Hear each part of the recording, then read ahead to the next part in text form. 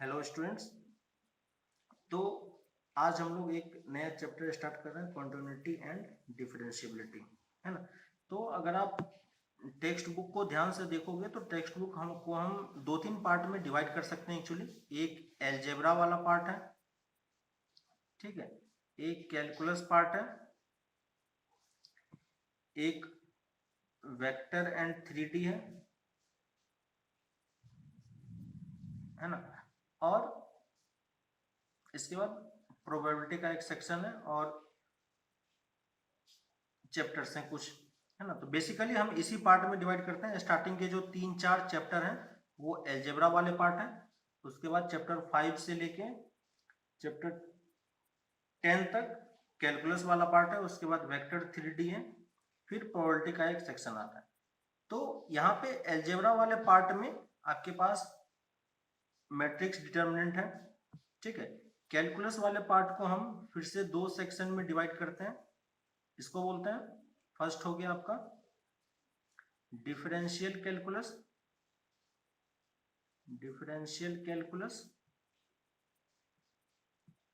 और ये हो गया इंटीग्रल कैलकुलस, है ना। तो अभी जो है वो हम एक्चुअली में कैलकुलस वाला पार्ट ही डिस्कस कर रहे हैं, है ना। क्यों ये चीज अभी स्टार्ट कर रहे हैं, क्यों हमने एल्जेब्रा वाला पार्ट या ये वाला पार्ट डिस्कस नहीं किया, ये क्योंकि बाद वाले चैप्टर है तो इसको हम बाद में ही स्टार्ट करेंगे। लेकिन फिलहाल के लिए हमें एल्जेब्रा वाले पार्ट को भी स्किप करना है। स्किप इसलिए करना है क्योंकि अभी हम कैलकुलस स्टार्ट कर रहे हैं, और कैलकुलस स्टार्ट करने का मेन रीजन ये है कि आपके पास फिजिक्स में अभी बहुत सारे क्वेश्चन कैलकुलस से आने वाले हैं, ठीक है। तो जो आपका फिजिक्स का पहला चैप्टर है उसमें कंप्लीटली इंटीग्रेशन का पार्ट मैक्सिमम है ना। तो जितने भी स्टार्टिंग के 2-3 चैप्टर है उसमें सिर्फ इंटीग्रेशन का ही यूजेज बहुत ज्यादा हुआ है ना। तो अभी क्योंकि छुट्टी का टाइम है, आप सब लोग अभी घर पे हो, तो हम ट्राई कर रहे हैं कि इस कैलकुलस वाले पार्ट से जितना मैक्सिमम पार्ट हो सके वो हम लोग अभी कवर कर लें, है ना। क्योंकि जब आपका प्रॉपर फिजिक्स स्टार्ट होगा तो उसमें आपको इंटीग्रेशन वगैरह में कोई प्रॉब्लम नहीं हो। तो इंटीग्रेशन को स्टार्ट करने से पहले हमें डिफरेंशियल इक्वेशन, डिफरेंशियल कैलकुलस को भी देखना होगा। डिफरेंशियल कैलकुलस का हम एक पार्ट अभी कवर करेंगे जो है कॉन्टिन्यूटी एंड डिफरेंशिएबिलिटी, है ना। तो हम अभी ये सीख रहे हैं कि किसी भी फंक्शन को कैसे कंटिन्यूअस प्रूव करते हैं या और किसी भी फंक्शन को कैसे हम डिफरेंशिएट करते हैं। तो बेसिक अप्रोच हमारा ये डिफरेंशिएशन वाला पार्ट है कि अगर हम किसी भी तरीके से डिफरेंशिएशन करना सीख जाए, 11th में भी आपने बहुत सारा डेरिवेटिव करना सीखा है ना। तो इसी को कंटिन्यू करते हुए, क्योंकि अगर ये चीज हमें ऑलरेडी पता है, बस उसमें थोड़ा सा एक पार्ट ऐड हो रहा है, इसको भी अगर समझ जाए तो ये हमारा कंप्लीट चैप्टर कंप्लीट हो जाएगा, ठीक है। तो अभी हम डिफरेंशिएशन वाले पार्ट, कंटिन्यूटी और डिफरेंशिएबिलिटी वाले पार्ट को कवर करेंगे। इसके बाद हम लोग बेसिक इंटीग्रेशन पे आएंगे, ठीक है। क्योंकि हमारा मेन एम अभी इस इंटीग्रेशन वाले पार्ट को कवर करना है। जितनी जल्दी आप ये कवर करोगे फिजिक्स आपके लिए उतना इजी हो जाएगा, क्योंकि उसमें सब कुछ इंटीग्रेशन से रिलेटेड है ना। और ये आपके काफी टाइम तक ये इंटीग्रेशन आता रहेगा। तो और अगर हम स्टार्टिंग से अलजेब्रा से स्टार्ट करते हैं तो कैलकुलस तक पहुंचते पहुंचते काफी लेट हो जाता है, और इस वाले पार्ट में फिजिक्स में इसलिए प्रॉब्लम आती है। तो अभी के लिए हम कैलकुलस वाला पार्ट स्टार्ट करेंगे।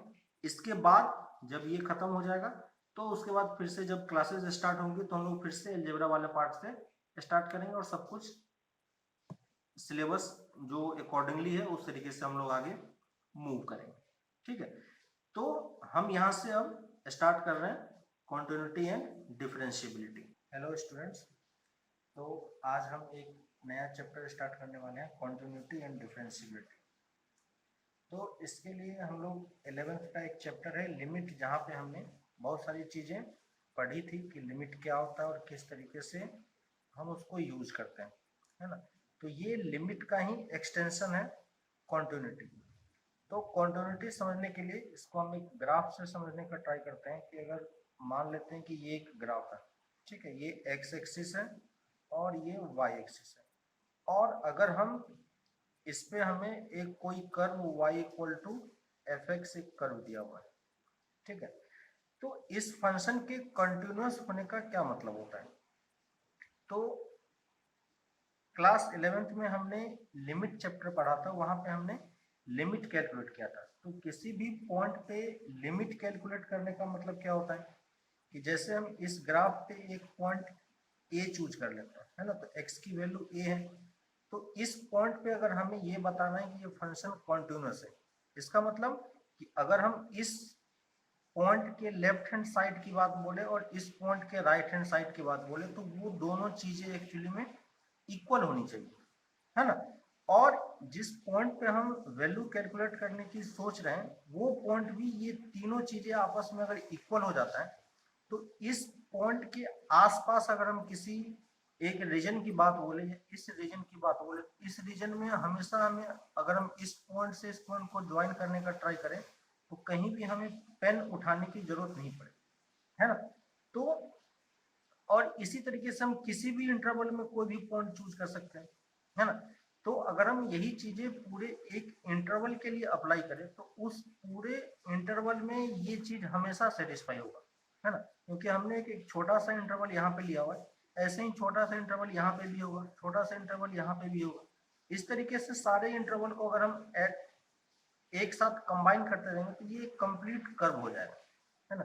तो कॉन्टिन्यूटी का बेसिक मतलब यही होता है कि अगर हमारे पास कोई एक कर्व है, ठीक है, ये एक कोई फंक्शन हमें दिया हुआ है ना, तो इस कर्व के पास अगर हम किसी एक पॉइंट की बात बोलें तो इस पे अगर किसी भी टाइप का कोई कर्व दिया हुआ है, तो अगर हमें इस पॉइंट ए से पॉइंट बी तक पहुंचना है और इस ए से बी तक पहुंचने के प्रोसेस में अगर हमें किसी भी पॉइंट पे अपने पेन को उठाने की जरूरत नहीं पड़े, है ना, तो इस फंक्शन को हम क्या बोलेंगे, कंटिन्यूस फंक्शन, है ना।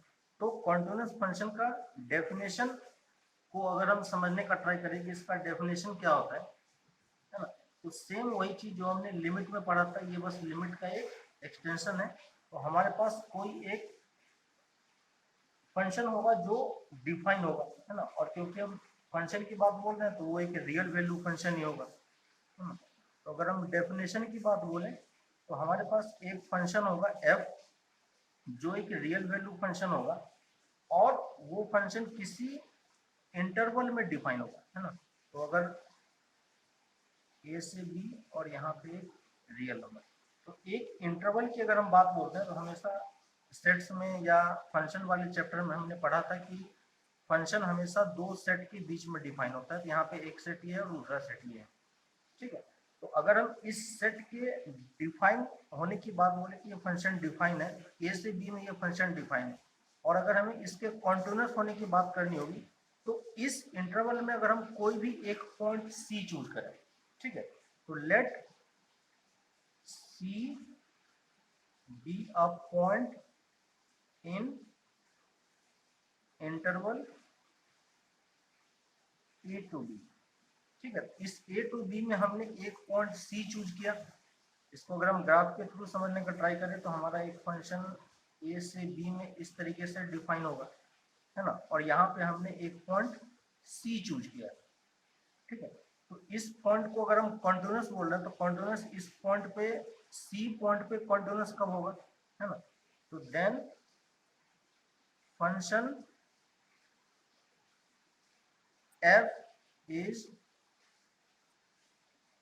कंटिन्यूस एट सी इफ, फिर से यही चीज कि लिमिट की बात बोलेंगे तो इस पॉइंट पे x टेंस टू c पे इस फंक्शन की वैल्यू वही होनी चाहिए जो एग्जैक्टली इस पॉइंट पे फंक्शन की वैल्यू होनी चाहिए, ठीक है। तो ये हमारे पास एक जनरल डेफिनेशन है, और क्योंकि ये फंक्शन x जो है वो हमने एक जनरल पॉइंट c के लिए डिफाइन किया है, तो ये c पॉइंट हमने कोई फिक्स्ड पॉइंट नहीं लिया, ये जनरल पॉइंट है। तो ये a से b के हर एक पॉइंट के लिए ये चीज वैलिड होगा।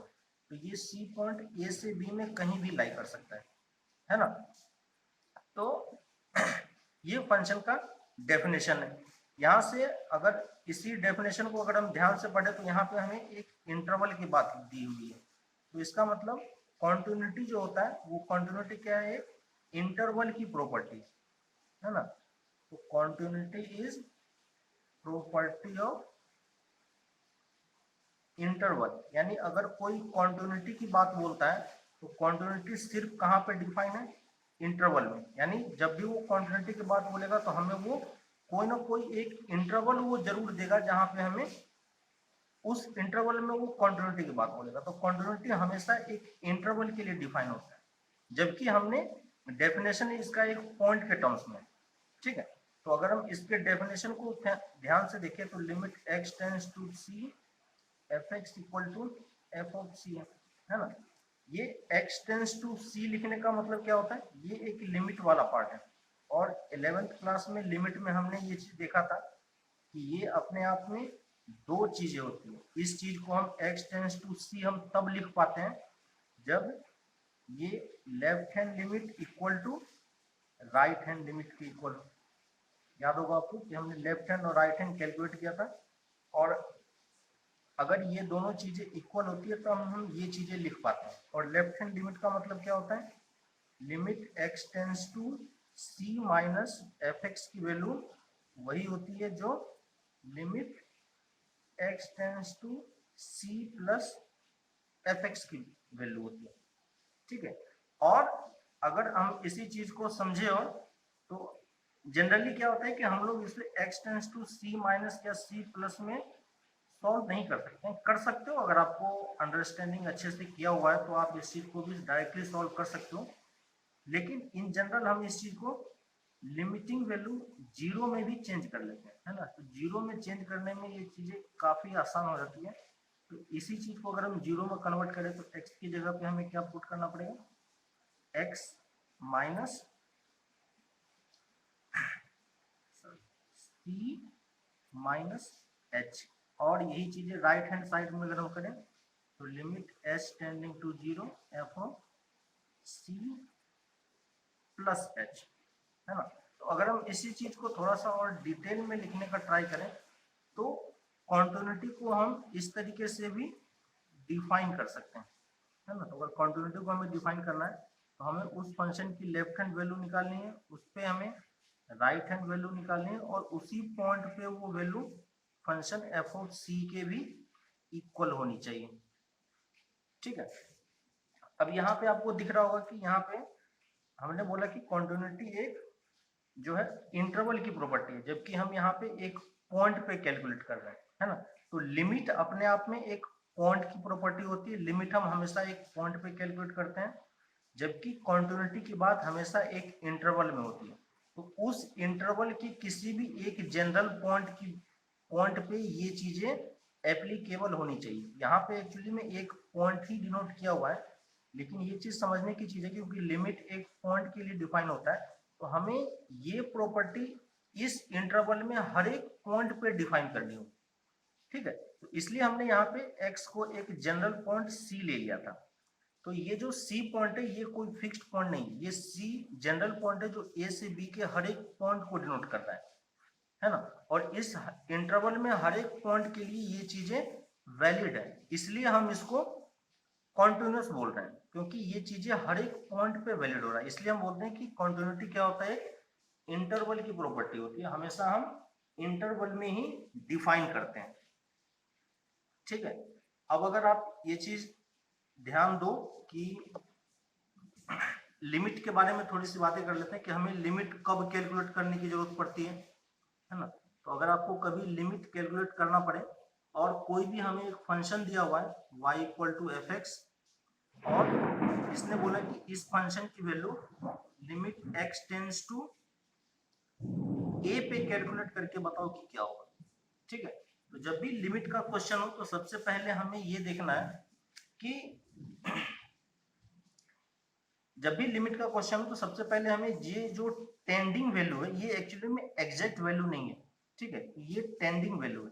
तो इस टेंडिंग वैल्यू में x की वैल्यू a को टेंड कर रहा है, इसका मतलब हम इस फंक्शन में x की जगह पे a पुट करेंगे, ठीक है। तो ये इसका स्टेप्स क्या है, सबसे पहले हमें पहला स्टेप्स इस फंक्शन की वैल्यू इसमें पुट करनी है f ऑफ a, ठीक है। और अगर ये f ऑफ a की वैल्यू कुछ फाइनाइट आती है, ये वैल्यू अगर कुछ फाइनाइट क्वांटिटी आती है, तो अगर ये फाइनाइट क्वांटिटी निकल के आती है तो limit x tends to a f x की वैल्यू किसके इक्वल होगी, जो ये वैल्यू हमने पुट किया था सिंपली उसी के एफ ऑफ ए के इक्वल जो होगी यही इस लिमिट की भी वैल्यू होगी। दूसरा स्टेप्स अगर तो या तो हम सबसे पहले ये चेक करने का प्रोसेस है कि जब भी हमें लिमिट कैलकुलेट करना है तो हम देखेंगे कि क्या हमें लिमिट कैलकुलेट करने की जरूरत है भी या नहीं है। तो हमें डायरेक्टली पहले F of X tending to A की वैल्यू इस एफ एक्स में पुट करना है, और अगर ये वैल्यू फाइनाइट आती है तो डायरेक्टली लिमिट की वैल्यू हम वही बोलेंगे। तो या तो ये चीज इसके इक्वल होगा या फिर ये इक्वल नहीं होगा, है ना। तो अगर ये एफ ऑफ ए की वैल्यू इनडिटरमिनेट फॉर्म में आती है, ठीक है, इनडिटरमिनेट फॉर्म हमने पढ़ा था, याद होगा शायद आपको, ठीक है। तो इनडिटरमिनेट फॉर्मेट क्या होता है कि जब या तो 0/0 फॉर्मेट बन रहा हो या इन्फिनिटी/इन्फिनिटी फॉर्मेट बन रहा हो। इसके अलावा भी बहुत सारे फॉर्मेट होते हैं लेकिन हमें उन सब पे नहीं जाना है, एनसीईआरटी में सिर्फ यही 2 फॉर्मेट है। तो अगर इसमें x की वैल्यू a पुट करने पे अगर 0/0 या इन्फिनिटी/इन्फिनिटी फॉर्मेट बनता है तो हमारे पास लिमिट, यहाँ पे एक्चुअली में हमें लिमिट सॉल्व करने की जरूरत पड़ती है ना। और ये लिमिट सॉल्व कैसे होगा, तो इसके लिए हमारे पास मेथड है, या तो हम फैक्टराइजेशन यूज करते हैं, ये सब आपने 11th में किया होगा, ठीक है, या नहीं तो या तो हम फैक्टराइजेशन यूज करते हैं या रैशनलाइजेशन यूज करते हैं, या थर्ड स्टेप हम डिवीजन यूज करते हैं, या ये सारे स्टेप्स आपने किया होगा, या नहीं तो हम कुछ स्पेशल टाइप के फॉर्म होते हैं, है ना, तो इसको हम स्पेशल फॉर्म बोल रहे हैं, उस स्पेशल फॉर्म में कोई एक फॉर्मेट हम यूज करते हैं, है ना। तो ये सब आपके 11th के टेक्स्ट बुक में, है ना, क्लास 11th में ये सब कुछ हमने वहां पे सॉल्व किया हुआ है। तो अगर आपको कोई डाउट हो तो इस चीज को आप लोग 11th के नोटबुक से या टेक्स्ट बुक से देख सकते हो। उसके अलावा भी अगर कोई डाउट हो तो हम लोग इस चीज को डिस्कस कर लेंगे, आप लोग बता सकते हो कि इस लिमिट वाले पार्ट में कोई डाउट है तो वहां पे इसको हम फिर से डिस्कस कर लेंगे, ठीक है। तो ये लिमिट का एक ओवरऑल आइडिया था कि लिमिट हमें कैसे सॉल्व करना होता है और क्या सॉल्व करना होता है, ठीक है। तो इसके बाद ये लिमिट का डेफिनेशन है ना। अब हम क्या करते हैं कि मान लेते हैं कि हमारे पास, जैसे अगर हमें चेक करना है कि कोई फंक्शन कॉन्टिन्यूअस है या नहीं है, ठीक है, तो अगर हम इसके एग्जांपल को देखें तो यहाँ पे आप एग्जांपल में इसको समझने का ट्राई करो कि ये हमारे पास मान लिया कि y = x² एक फंक्शन दिया हुआ है, ठीक है, और इसने बोला कि ये फंक्शन कॉन्टिन्यूअस है या नहीं, है ना, ये हमें चेक करना है, कॉन्टिन्यूअस है या नहीं चेक करना है। तो अगर हमें ये पता है कि कॉन्टिन्यूटी एक इंटरवल की प्रॉपर्टी होती है ना, तो यहाँ पे सबसे पहली चीज हमें क्या पूछना है कि इंटरवल क्या है, किस इंटरवल की बात बोल रहे हैं। तो अगर उसने सिर्फ फंक्शन दे दिया है और कोई भी, तो अगर उसने, सबसे पहली चीज हमें ये पूछनी है कि उसका इंटरवल क्या है। अब अगर उसने इंटरवल कुछ डिफाइन नहीं किया है, इसका मतलब हमें इस फंक्शन के डोमेन की बात बोल रहा है। तो हमें ये चेक करना पड़ेगा कि इस डोमेन में ये फंक्शन कॉन्टिन्यूअस है या नहीं है। इन जनरली अगर उसे किसी इंटरवल में शो करना हो तो वो इंटरवल में ये चीज को लिख के दे देगा कि इस इंटरवल में प्रूफ करो। अगर इंटरवल उसने नहीं दिया है इसका मतलब बाय डिफॉल्ट हमें ये कंडीशन इसके डोमेन में लेके सॉल्व करना है, ठीक है। तो y = x² का डोमेन क्या होगा, है ना, तो ये 11th में क्या होता है, इसका डोमेन क्या होता है, इसका डोमेन एक रियल नंबर होता है, ठीक है। तो ये, और y = x² का अगर आपको ग्राफ याद हो तो ये ग्राफ कुछ इस तरीके से होता है ना। तो ये आप ध्यान दोगे तो ये देखो x के हर एक नंबर के लिए कोई ना कोई y की वैल्यू मिल रही है, इसका मतलब इसका डोमेन क्या है, R है ना। तो हमें इस डोमेन में इसे क्या प्रूफ करना है, कंटिन्यूअस प्रूफ करना है।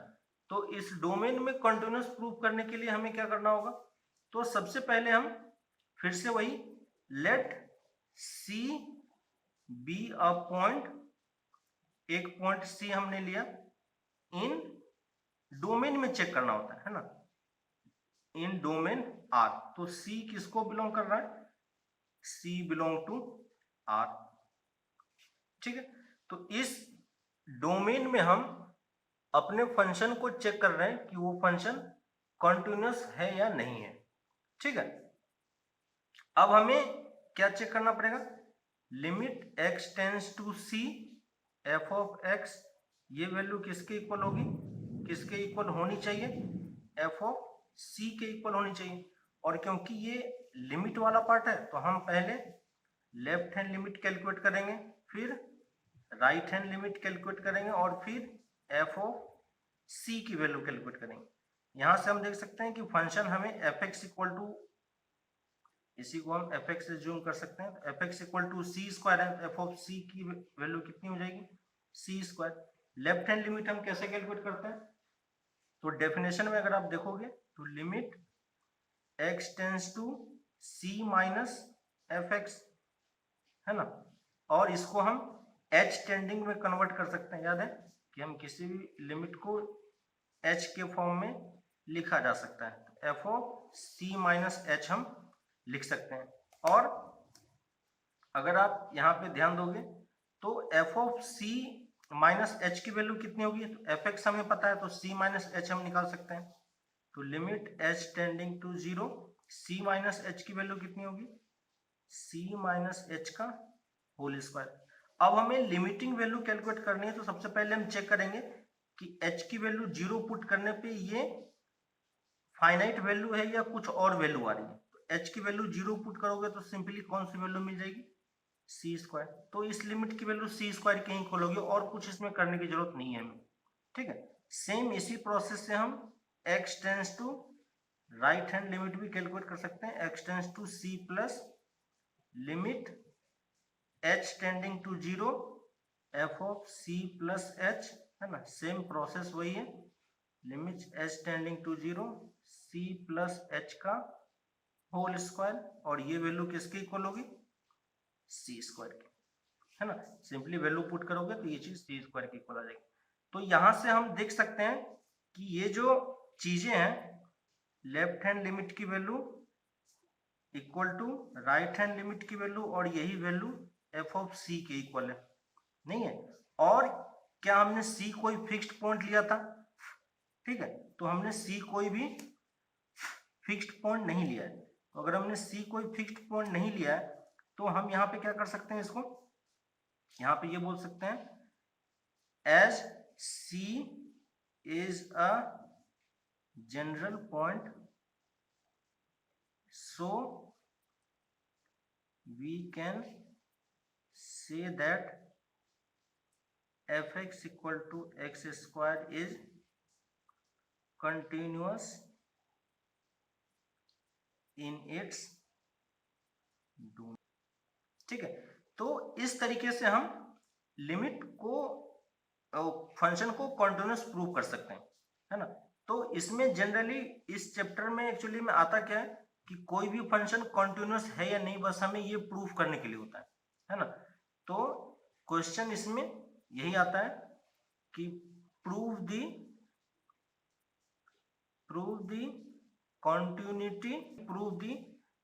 Continuity of function.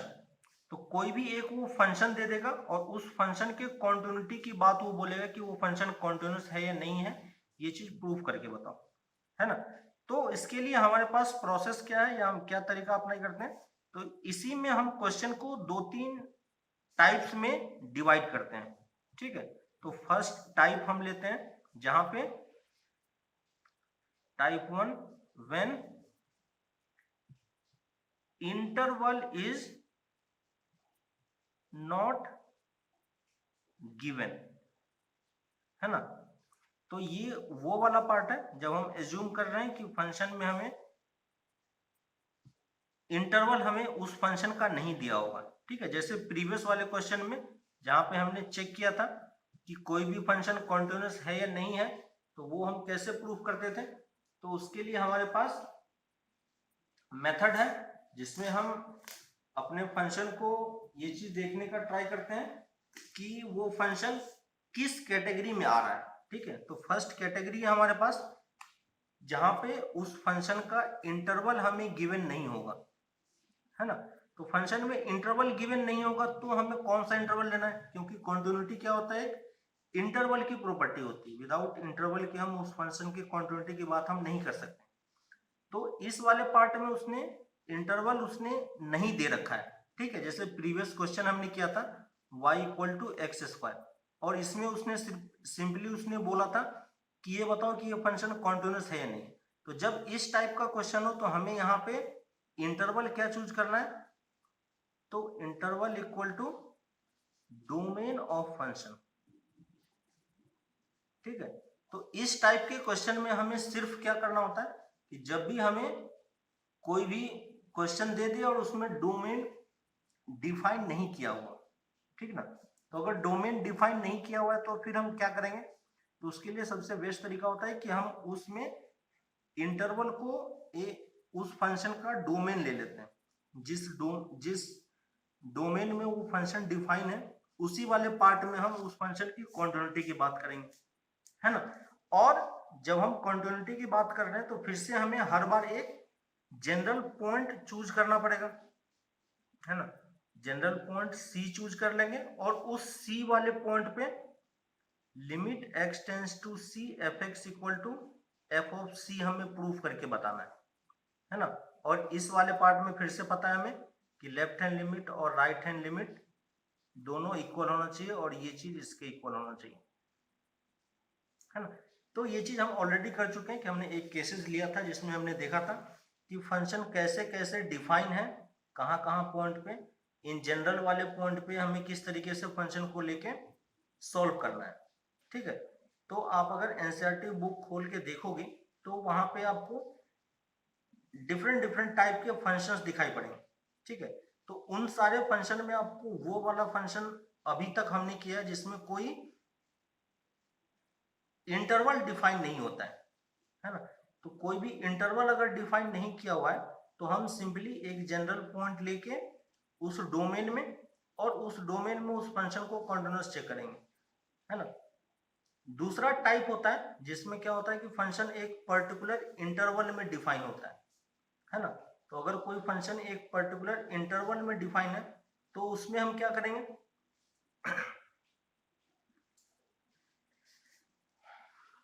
ठीक। तो हम टाइप 2 ले रहे हैं, हम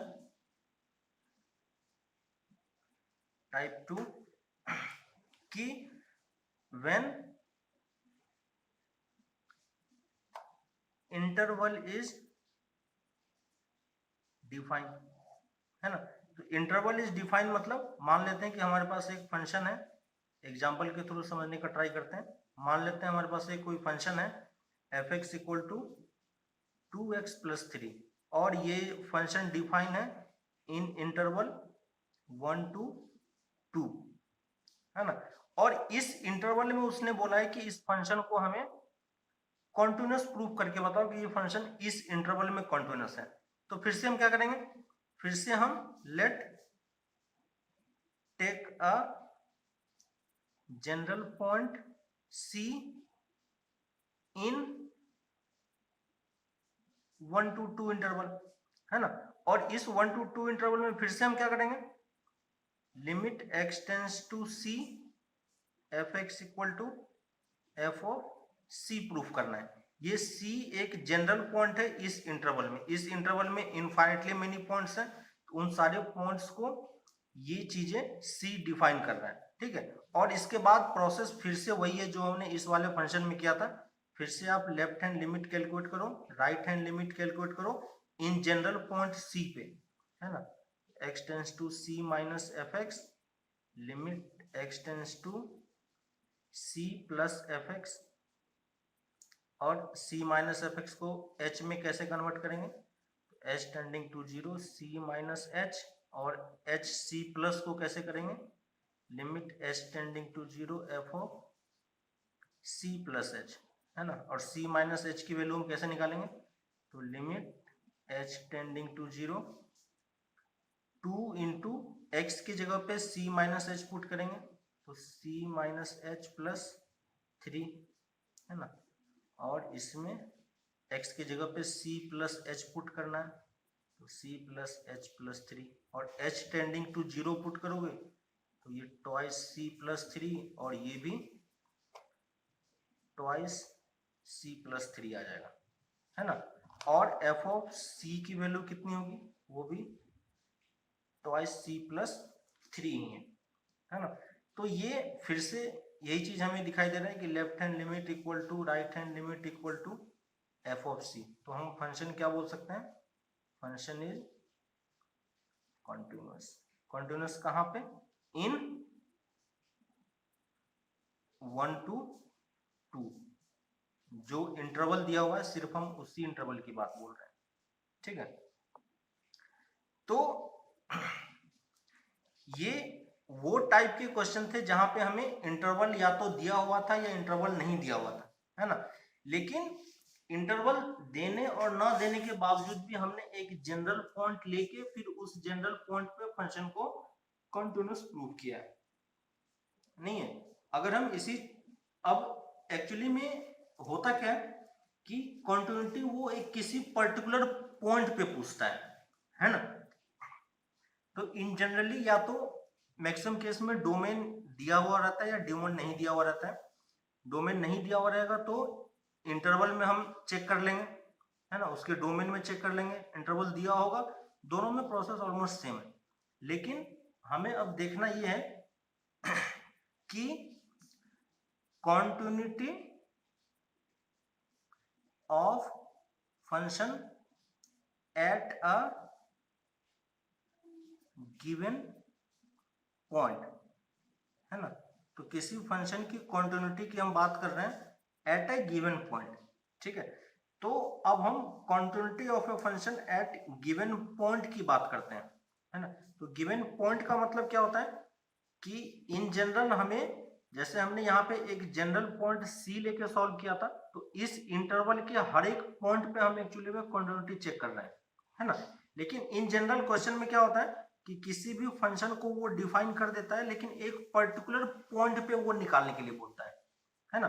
जैसे एग्जांपल में अगर उसने बोला कि F x equal to 2x² - 1 है, ठीक है, और इस फंक्शन की हमें कॉन्टिन्यूटी के बारे में बात करना है ना। तो यहाँ पे क्वेश्चन है, examine the continuity of function f x at x equal to 3। तो यहाँ पे ध्यान देने वाली बात है कि यहाँ पे फंक्शन में हमें x, जिस पॉइंट पे हमें कॉन्टिन्यूअस प्रूव करना है, उस पॉइंट में उस पॉइंट की वैल्यू हमें गिवन है ना। इन दोनों क्वेश्चन में क्या था कि हमें वो पॉइंट नहीं दिया हुआ था जहां पे हमें फंक्शन को कॉन्टिन्यूअस प्रूव करना है। तो अगर हमें पॉइंट नहीं दिया हुआ है, कट नेक्स्ट 1 2 3, है ना। तो पीछे वाले क्वेश्चन में क्या था कि हमारे पास पॉइंट गिवन था, है ना। लेकिन इस वाले पॉइंट में, सॉरी, पीछे वाले क्वेश्चन में पॉइंट गिवन नहीं था।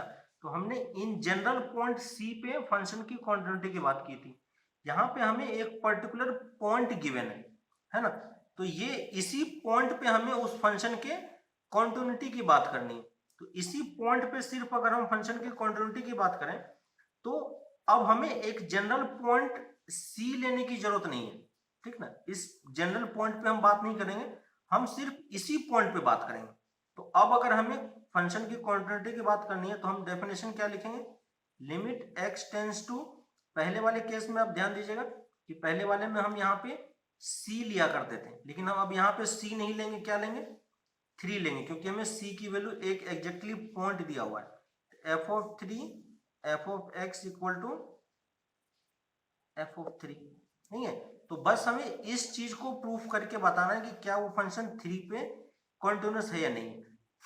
तो अगर हम ये चीज इक्वल दिखा पाए तो इसका मतलब फंक्शन क्या होगा, कॉन्टिन्यूअस होगा। फंक्शन की वैल्यू हमें दिया हुआ है 2x² - 1। तो अगर हम फंक्शन f ऑफ 3 की वैल्यू कैलकुलेट करें, क्योंकि हमें f ऑफ 3 की वैल्यू चाहिए, तो f ऑफ 3 की वैल्यू कितनी हो जाएगी, 2 × 3² - 1, तो 2 × 9 - 1, और ये वैल्यू कितनी हो जाएगी, 17 के इक्वल हो जाएगी, है ना। तो हमने इस वाले पार्ट को यहाँ पे चेक कर लिया कि ये 17 के इक्वल है, तो ये लिमिटिंग वैल्यू भी किसकी इक्वल होनी चाहिए, 17 की इक्वल होनी चाहिए। और ये लिमिटिंग वैल्यू, इसका मतलब ये अपने आप में क्या है, दो पार्ट है, लेफ्ट हैंड लिमिट और राइट हैंड लिमिट। तो हम पहले लेफ्ट हैंड लिमिट कैलकुलेट करने का ट्राई करते हैं। तो लेफ्ट हैंड लिमिट किसके इक्वल होगा, तो left hand limit x tends to 3 minus, है ना, fx, और इसको अगर हम h में कन्वर्ट करें तो limit h tending to 0 f of 3 minus h, याद होगा अभी जस्ट हमने किया था। और अगर हम इसी चीज को फिर से x की वैल्यू पता है, fx की वैल्यू पता है, तो x की जगह पे 3 माइनस h पुट कर सकते हैं। तो limit h tending to 0 2 times 3 minus h का होल स्क्वायर माइनस 1। और ये लिमिट कैसे सॉल्व करेंगे, तो h पे लिमिट है तो h की वैल्यू पुट करेंगे, क्या कोई हमें एक फाइनाइट वैल्यू मिलेगी, इसका मतलब वही हमारा क्या होगा, आंसर होगा। तो यहां से भी जब हम कैलकुलेट करेंगे तो ये वैल्यू भी किसके इक्वल होगी, 17 के इक्वल भी होगी। और ऐसे ही हम limit x tends to 3 plus fx की बात बोले, इसको h में कन्वर्ट करेंगे, h tending to 0 f of 3 plus h, और ये वैल्यू किसके इक्वल हो जाएगी, limit h tending to 0 2 times 3 plus h का होल स्क्वायर माइनस 1। ये फंक्शन में एक्चुअली में दिया हुआ है, ठीक है। ये लिमिट वाला पार्ट हम तब तक नहीं हटाएंगे जब तक फंक्शन में कहीं ना कहीं h है ना। और इसको भी जब कैलकुलेट करेंगे तो ये भी कितना होगा, 17 होगा। तो इसका मतलब क्या हो गया, left hand limit equal to right hand limit equal to f of 3, है ना। इसका मतलब फंक्शन क्या है, फंक्शन इज कंटिन्यूअस। और कहां पे कंटिन्यूअस है, एट x इक्वल टू 3। अब हम इस फंक्शन के डोमेन से हमें कोई मतलब नहीं है, ये फंक्शन कहां से कहां डिफाइन है उससे भी हमें कोई मतलब नहीं है, क्योंकि जिस पॉइंट पे हमें फंक्शन को कंटिन्यूअस निकालना था वो पॉइंट इसने डिफाइन कर रखा है। अगर ये पॉइंट डिफाइन नहीं किया होता तो हम फिर से इसका डोमेन कैलकुलेट करते और डोमेन में जनरल पॉइंट लेके फिर से हम उसको उस डोमेन में सॉल्व करने का ट्राई करते हैं, ठीक है। तो आप ये चीज देखो, स्टार्टिंग में कुछ कुछ क्वेश्चंस में, है ना। तो एक्सरसाइज 5.1 अगर आप देखोगे, एक्सरसाइज 5.1, इसमें आप क्वेश्चन नंबर 1 2 3 एंड 4 ये 4 क्वेश्चन आप ट्राई कर सकते हो, ठीक है। आप ये 4 क्वेश्चन ट्राई करो। तो ये हमने 3 टाइप के क्वेश्चन अभी सॉल्व किए हैं, इसके अलावा भी और भी बहुत सारे टाइप के क्वेश्चन आने वाले हैं। हम अपने जितने भी एनसीईआरटी में प्रॉब्लम्स हैं उन सबको अलग अलग टाइप में डिवाइड कर ले रहे हैं, ताकि क्वेश्चन को आप जब भी पढ़ो तो आप देखो कि ये किस टाइप में क्वेश्चन आ रहा है और उस टाइप के क्वेश्चन को कैसे सॉल्व करते हैं, तो क्वेश्चन करना थोड़ा सा इजी हो जाएगा, ठीक है।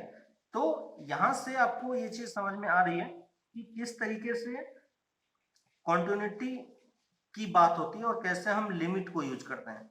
तो हमें ये चीज हमेशा ध्यान रखना है कि लिमिट एक पॉइंट की प्रॉपर्टी है और कॉन्टिन्यूटी एक इंटरवल की प्रॉपर्टी है, हमेशा इंटरवल में बात करते हैं, ठीक है। तो नेक्स्ट क्लास में हम लोग इसी को कंटिन्यू करेंगे, कॉन्टिन्यूटी को। और इसमें और भी 2-3 टाइप के क्वेश्चन है जो एक्सरसाइज में भी आपके पास होगा, तो उन सब क्वेश्चन को सॉल्व करने का ट्राई करेंगे, ठीक है। तब तक के लिए आप एक्सरसाइज 5.1 के क्वेश्चन नंबर 1 2 3 4 ट्राई कर सकते हो। इसके अलावा अगर आपको कोई डाउट हो तो वो डाउट आप पूछो, अगर सर हैं, सर से आप उस चीज को डिस्कस कर सकते हो। और अगर फिर भी कोई प्रॉब्लम आ रही है तो आप बताओ मुझे, मैं उसके लिए भी एक अलग से वीडियो डाउट लेक्चर का बना के फिर अपलोड कर दूंगा, ठीक है। तो तब तक के लिए आप ये चीज सॉल्व कीजिए और इसमें कोई प्रॉब्लम आती है तो वो आप बताइए, ठीक है। तो फिर नेक्स्ट क्लास में हम लोग इसी को कंटिन्यू करेंगे और टाइप 4 में हम लोग आगे स्टार्ट करेंगे कि किस टाइप से दूसरे टाइप के क्वेश्चन होंगे तो उसमें हम कॉन्टिन्यूटी को कैसे सॉल्व करते हैं, ठीक है। तो नेक्स्ट क्लास में नेक्स्ट लेक्चर में फिर से मिलते हैं, ओके बाय।